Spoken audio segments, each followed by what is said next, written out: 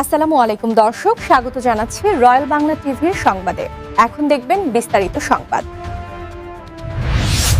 ঢাকা ১১ আসনে ধানের শীষ প্রতীকের এমপি প্রার্থী ডক্টর এম.এ. কাইয়ুমের নির্বাচনী আসনে ঢাকা মহানগর উত্তর ৪১ নং ওয়ার্ড বিএনপির যুগ্ম সাধারণ সম্পাদক ও তিতুমীর কলেজের সাবেক ছাত্রনেতা নাজিম উদ্দিন বলেন, গত ১৭ বছরে আমরা বহু নির্বাচন দেখেছি, তা ছিল প্রশ্নবিদ্ধ ও প্রভাবিত। তিনি বলেন, ১৭ বছরের অনুষ্ঠিত নির্বাচনে ছিল প্রভাব, ভয়ভীতি বা একতরফা ব্যবস্থার মাধ্যমে। ঠিক তখনই জনগণের আস্থা ক্ষুণ্ণ হয়েছে। গণতন্ত্রের মূল শক্তি হল জনগণের ভোটাধিকার। আমরা বিশ্বাস করি একটি অবাধ, সুষ্ঠু ও নিরপেক্ষ নির্বাচনই পারে দেশের উন্নয়ন ও স্থিতিশীলতা নিশ্চিত করতে। সবশেষে তিনি বলেন, জনগণের ভোট জনগণের অধিকার, এটাই আমাদের অঙ্গীকার। ১৭ বছরে যে সমস্ত নির্বাচন হয়েছে ফেসিবাদী জামানায়, একটি তো আনকন্টেস্টই দিয়ে গিয়েছে। সারা বাংলাদেশে কোনো বিরোধী প্রতিপক্ষ ছিল না, গৃহপালিত বিরোধী দলের মাধ্যমে তারা সংসদ গঠন করেছে। দ্বিতীয়টি দিনের রাতেই শেষ করে ফেলেছে। আর ২৪শে আমি আর ডামির ইলেকশন হয়েছে। আমি এবং বিএনপির যত নেতা কর্মী আছে কেউ ভোট দিতে পারেনি, পাশাপাশি সাধারণ জনগণের ভোটের প্রয়োজন পড়েনি। তারা একটা মেকি নাটক মঞ্চস্থ করে নির্বাচন করেছে। এবছর আমরা মিডিয়ার মাধ্যমেও দেখছি ডক্টর আলহাজ আমি কাইম সাহেবের হয়ে নির্বাচনী কর্মকাণ্ডে আসি। আমরা কাউকে কোনো প্রতিপক্ষকে ডিস্টার্ব করিনি, কোনো প্রতিপক্ষ আমাদের ডিস্টার্ব করি না। প্রতিযোগিতামূলক সুষ্ঠু সুন্দর নির্বাচন হচ্ছে। আমাদের ৪১ নম্বর ওয়ার্ডে আপনারা অবগত আছেন ৫টি কেন্দ্র।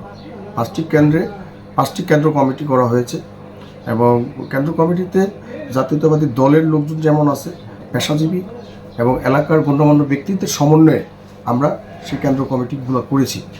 আর আপনারা জানলে খুশি হবে, আলহাজ ডক্টর এম.এ. কাইম সাহেব প্রায় ২৫ বছর যাবৎ এই অঞ্চলে রাজনীতি করে, এই অঞ্চলের মাটি মানুষের নেতা।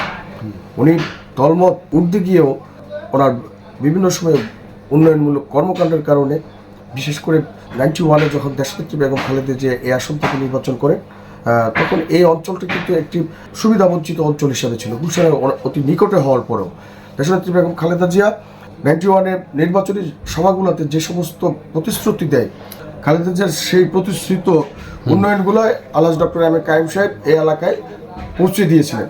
সে কারণে এই এলাকার উন্নয়নের সাথে অতীত আলহাজ ডক্টর এম.এ. কাইম সাহেব ছিলেন। আগামী দিনে দেশনায়ক তারেক রহমানের নেতৃত্বে বাংলাদেশ বিনির্মাণের যে প্ল্যান তারেক রহমান ঘোষণা করেছে, সেই প্ল্যানের অংশ হিসেবে আমাদের ১১ আসনে যে সমস্ত উন্নয়ন বাকি আছে, খেলার মাঠ, বিশেষ করে আমাদের ৪১ নম্বর ওয়ার্ডে একটি খেলার মাঠ, গ্যাসের যে বিকট সমস্যা, সকল সমস্যা সমাধানের প্রতিশ্রুতি আলহাজ ডক্টর এম.এ. কাইম সাহেব জনগণের মাঝে তার নির্বাচনী প্রচারণার সময় বলেছে। জনগণ প্রতীক্ষায় আছে আগামীকালকে ধানের শীষকে বিপুল ভোটে বিজয়ী করে কাইম ভাইকে ঢাকা ১১ থেকে এমপি নির্বাচন করে সংসদে পাঠানো। আপনার প্রস্তুতি কি ছিল?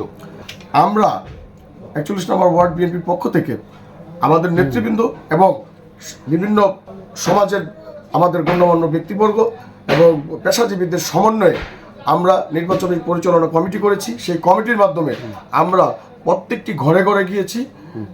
আমাদের আগামী দিনে বিএনপির কী কর্মসূচি, সে সমস্ত কর্মসূচি তুলে ধরেছি। মানুষ সেই কর্মসূচিগুলোকে গ্রহণ করেছে। আশা করি কালকে ব্যালটের মাধ্যমে সেই রায় তারা দিবে। ভোট দিব কিসে? দানের শীষে। আমরা সবাই কিসে? দানের শীষে। সাতারকুলবাসী কিসে? দানের শীষে। ভোট ভোট ভোট দিন, দানের শীষে ভোট দিন। কাইম ভাইয়ের সালাম নিন, দানের শীষে ভোট দিন। কাইম ভাইয়ের সালাম নিন, দানের শীষে ভোট দিন।